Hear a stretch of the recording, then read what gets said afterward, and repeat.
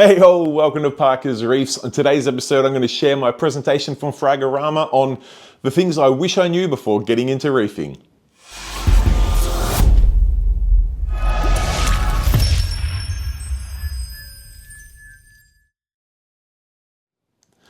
Alright, thank you for joining me on yet another episode of Parker's Reefs, and as touched on in the intro, I'm going to share with you a presentation that I did up at Fragarama recently, which I've got to say I was incredibly humbled to be asked to be a keynote presenter at the event when you've got people like Daniel Kimberley from Monsoon Aquatics, you've got Isan from Triton, you've got Lyle Squire from Cairns Marine, and even people like the owners of Polyp Lab coming out to Australia. And then there's little old me talking about the things I wish I knew before getting into reefing, but I like to think that I gave the presentations a slightly different angle and came from a perspective of not being an expert whatsoever. So without any further ado, I thought I would share the footage with you guys, and I hope you enjoy the presentation. Let's roll the footage.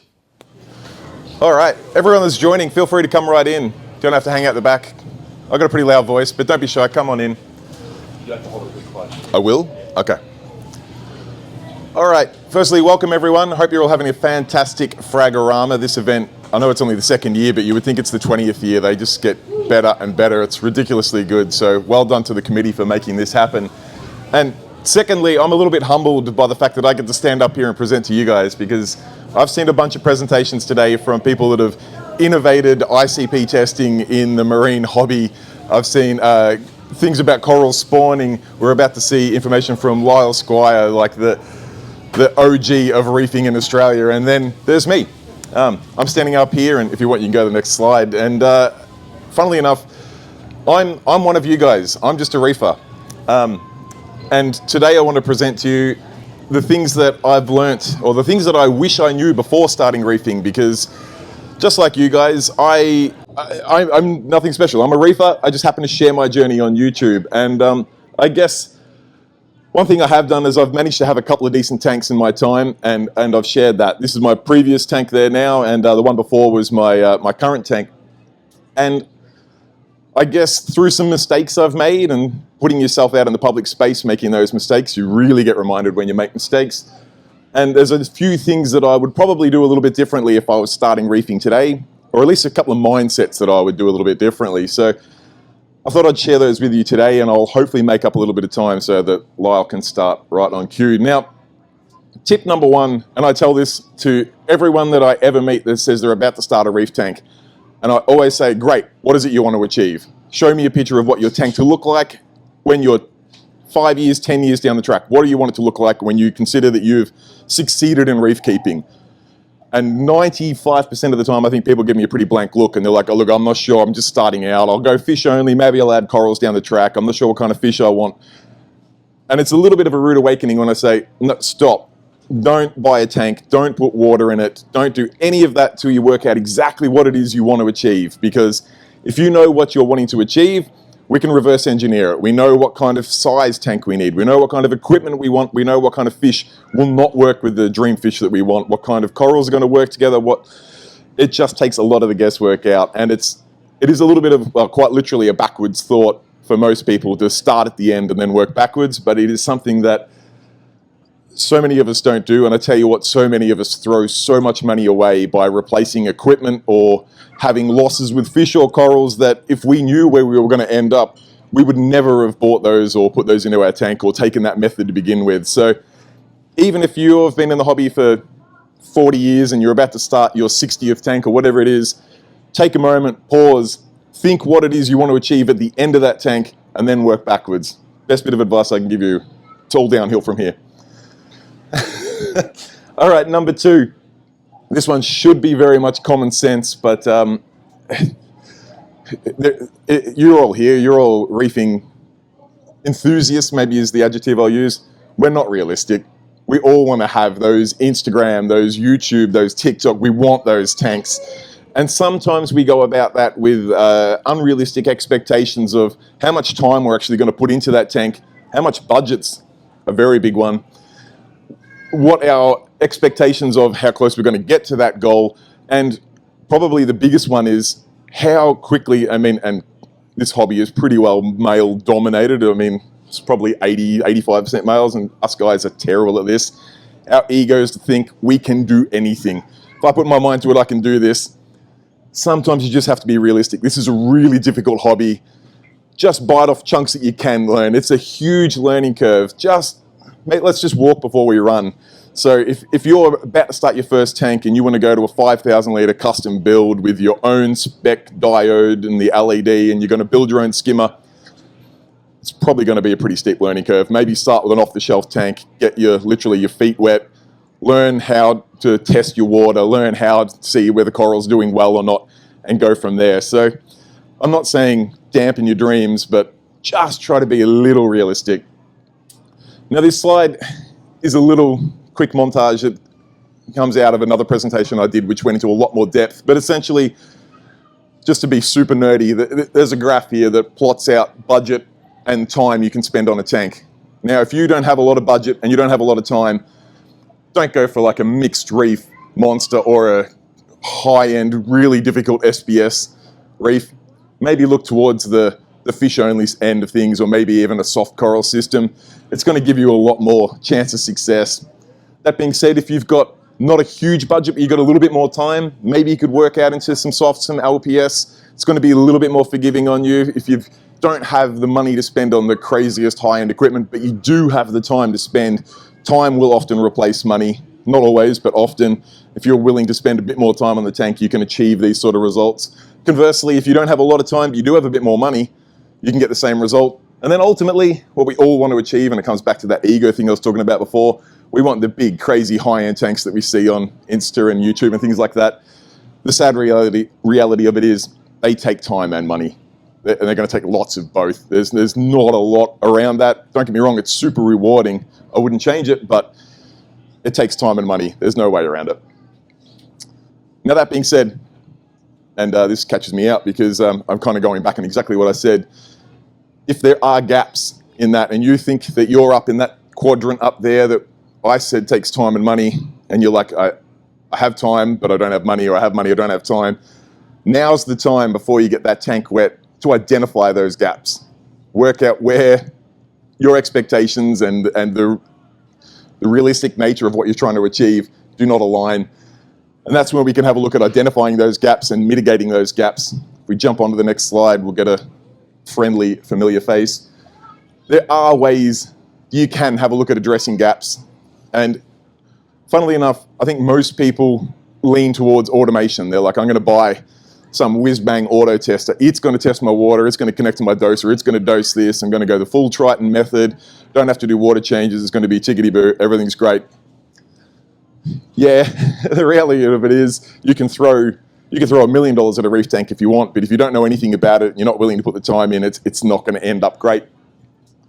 What you can do though, is you can rely on some people like our friendly local legend here, Cam, who can help get you up to speed, who can lighten the load on that learning curve in the early instances of your tank, can also lighten the load ongoing. If you're going away on holidays or if you're just busy with work, can do maintenance on your tank, can ensure the equipment's working, can just chip in and help along there.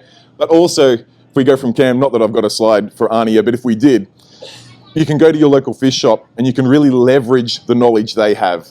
It's something that I think gets really undervalued and underappreciated in this hobby is your local fish shop are a wealth of knowledge, and realistically, you don't pay for that knowledge. And the number of people that don't take advantage of that blows my mind. Go to your local fish shop, be loyal to them. They'll get to know you, they'll get to know your tank. They will start to know what sort of goals you're trying to achieve, and they'll possibly even start to identify when you are facing one of those gaps and suggest ways through it.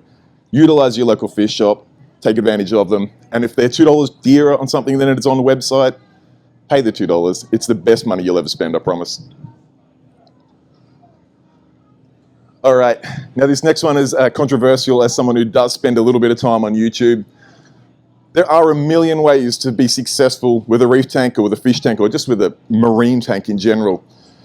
Sadly, in this age of over-information, it's really, really tempting to listen to 600,000 of those different methods to achieve its success and try and do all of them. The reality is that just doesn't work all that well. You need to find someone that either like your local fish shop that can understand the path you're taking and follow their lead and go with it, Or if you do have that end state that you're trying to achieve with your reef tank, find someone that has that. If you've got a picture of a tank that you like the look of, if there's someone you can communicate with, talk to them, reach out to them and say, I love your tank. I want to replicate that as close as I can, but I'd change this fish for that fish or whatever it is. They will share their path, hopefully, and they will share the huge mistakes they made, the huge successes they had, and will save you a heap of time and money. And when things do go wrong, you can reach out to them and say, hey, I've got a bacterial bloom, any idea what this is? They'll guide you through it and say, yeah, I had that too, and I found out that it was problem A, B, C, and as soon as I did this, it helped it. Where more often than not, we find ourselves in the age where you jump online, you go to your favorite fish group on Facebook, go, this is happening in my tank. You'll get 60 people respond with 60 different solutions. You've got to try and pick which one you want to do. And those 60 people have no idea about all of the other methodologies you're doing in your tank. They might suggest something that is not going to work. They might suggest something that they've never done themselves, and they might not also have a very successful tank. So please be selective in the information you take. I'm not to say that anyone is deliberately trying to give you bad information, but just limit the sources where you get your information from. Get trusted information and go with that. All right, this one I leaned on a little bit before, and I know it's difficult to see, but it is a screen grab of me in front of some whiz-bang reef tank automation.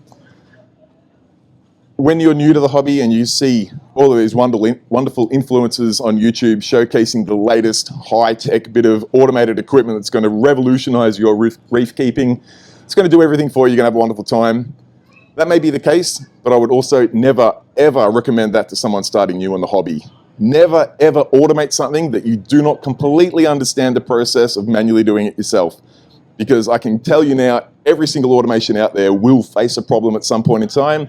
And if you don't understand what it's doing or what it's trying to do, you're completely lost. Understand the processes first. Be humble. Learn everything you can. I know it is a steep learning curve, but it pays dividends if you know what's happening in your tank. Then once you identify the tasks that you don't enjoy doing, doesn't matter whether that's feeding the fish, doing a water change, dosing things, whatever it is, once you start to identify things that you don't enjoy doing in your tank, look to automate those. Don't just start off with an automation mindset. It never works, I promise. All right, now this second last one, I think. Yes, second last tip. I'm nearly there, Lyle, I promise.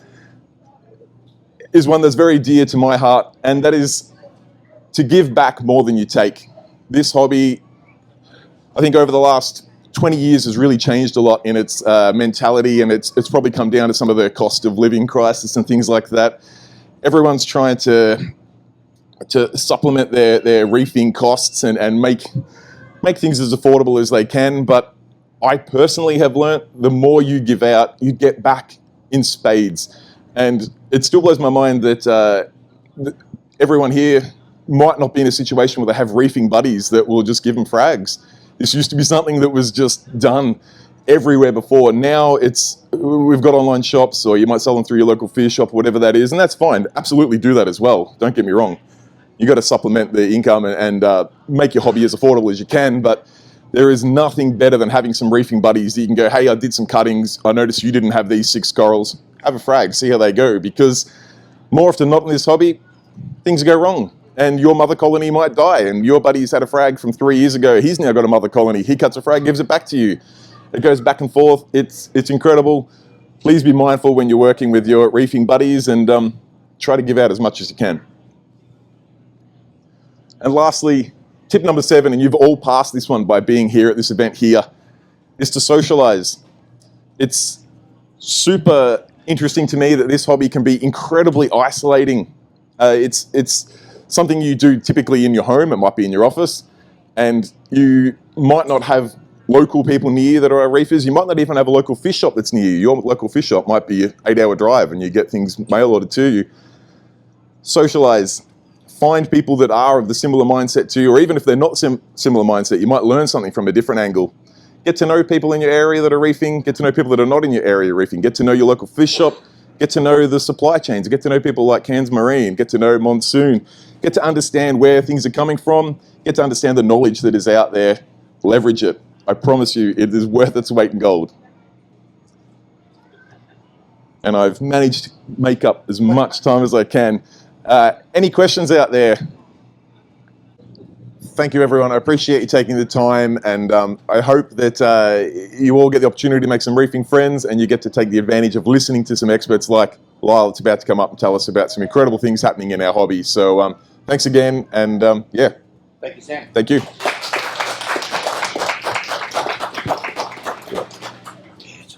All right, guys, there you have it. That was my little presentation at Fragarama. And before we wrap things up, I want to give a huge shout out to each and every one of the members of the Fragarama committee who put on what could only be said as Australia's best reefing event. These guys had an incredible introduction onto the scene last year, and I personally did not think they could make it any better, yet this year they went above and beyond and made Fragarama 2025 even better still. So well done to every one of you. I know just how difficult it is to put on events like this, and you guys absolutely hit it out of the park, so well done. Now, I will wrap things up there. I will give a quick shout out to my channel members whose names are on screen here now. These guys chip in a couple of dollars each and every month to make videos like the one you watched today possible, and for that you get my absolute respect. I will wrap the video up there though. I look forward to seeing you guys next weekend with even more fresh reefing content. Till then guys, stay safe, keep reefing. Cheers, bye.